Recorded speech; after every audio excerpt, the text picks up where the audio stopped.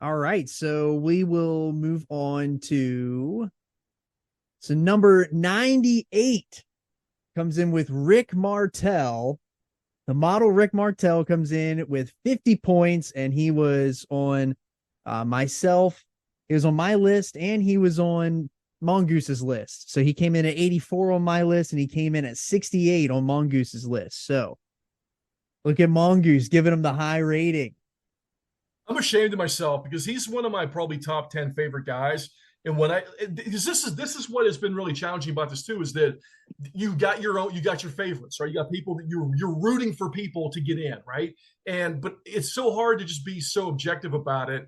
Mark, if we would have done a top 125, it would have covered everybody that I love, right? But we cut it off at 100, and there were people that I just had ahead of them that I just in my head couldn't justify it because I knew I was going to be a homer if I did. But I am so glad that you guys put him on those lists and he was able to sneak into the top 100. Absolutely. Yeah, he was a three-time WWF Tag Team Champion. He was in the tag team tournament with Tom Zink in '87. He was also a WCW television champion. He was in Stampede Wrestling. He was kind of all over. So I am a huge fan of Rick Martel. One of the matches that I wanted to put over was one that we just talked about recently here on the show, was the one from SummerSlam '92 with Shawn Michaels, and I loved that match. Just I haven't personally, I haven't seen all of the model stuff, but after kind of seeing bits and pieces, it makes me just want to go back and watch so much more of him. And I just really felt that he deserved a place on the 100. Yeah, Mongoose, I know that SummerSlam match has got a big place in your heart, but that's one of my top. That's probably in my top 10. That's probably my top 10 favorite matches. Yeah, and so I have him so high for three reasons. The first one is the blindfold match.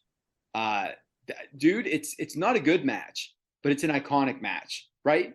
And so if you say blindfold match to a wrestling fan, they're gonna know what you're talking about. They have sacks over their head, they're doing the feeling it out. So it's iconic in that way. That SummerSlam feud with Shawn, where you couldn't punch each other in the face, and all of that around it was great.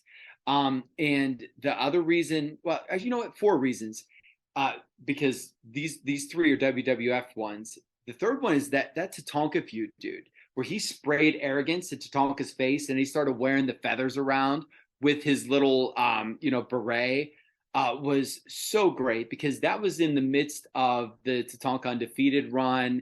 And, he really, really did a wonderful job of being this, like, not a final boss, but a level boss for Tatanka.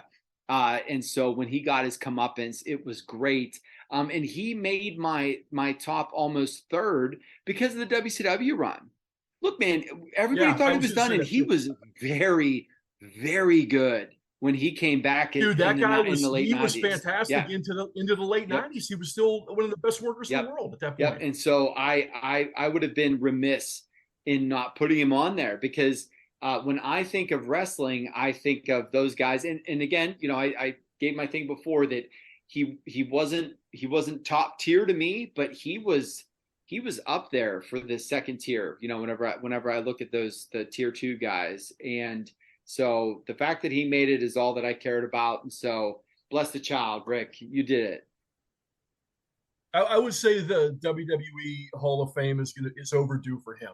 I mean, for a guy that was 3-time tag team champ, and was just such a great heel, upper mid card heel for them for a long time. It's a guy that should be in the WWE Hall of Fame. And I don't know what his relationship is with them though, because he had that one Legends figure that literally had the "I'm a model" thing on it, and that's worth $1 billion now. And I think that it's $1 billion because you ain't getting that. I don't know if he's going to be signing a Legends deal anytime soon, unless Jeremy Pradauer shakes him down in a urinal somewhere.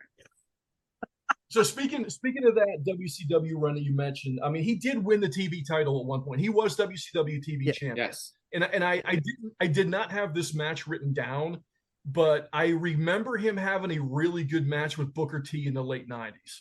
that was on Nitro, I believe, that was fantastic. So if you're looking for a match there, go check that out. The other match I wanted to put over, obviously Martel was the AWA World Heavyweight Champion. I mean, I think most people know that, but I mean, I don't know how good AWA was at that point. But I watched the Hansen match last night. I found it on YouTube. It was from October of '85. No, actually, that's not right. It was from '85.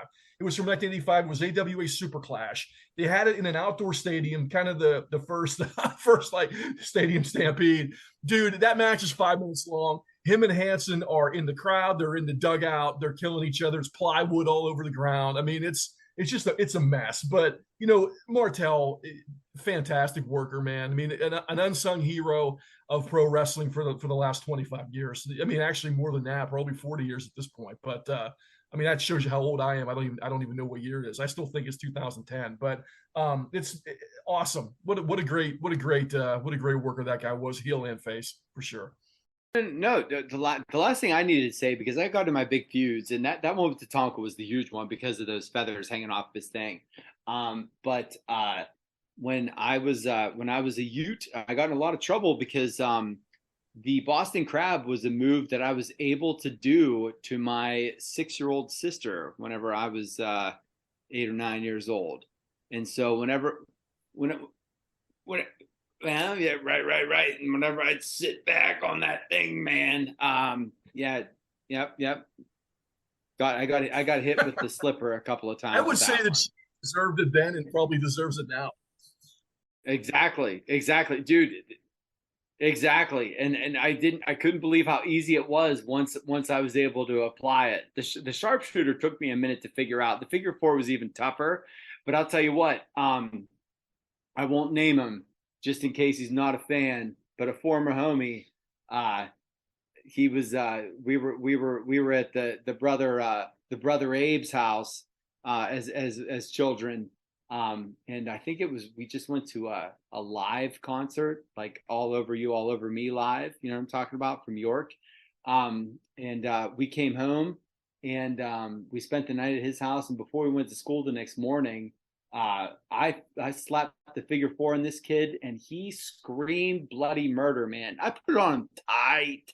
And so that was whenever I found out that, like, yeah, you could stretch some ligaments that way. I was 11. I mean, who among us hasn't put a friend or a relative in the walls of Jericho, Boston Crab, etc.? That was Rick Martel. You were my gateway to putting submissions onto other people and making them feel real pain. Thank you, Rick Martel, for teaching the mongoose how to do that.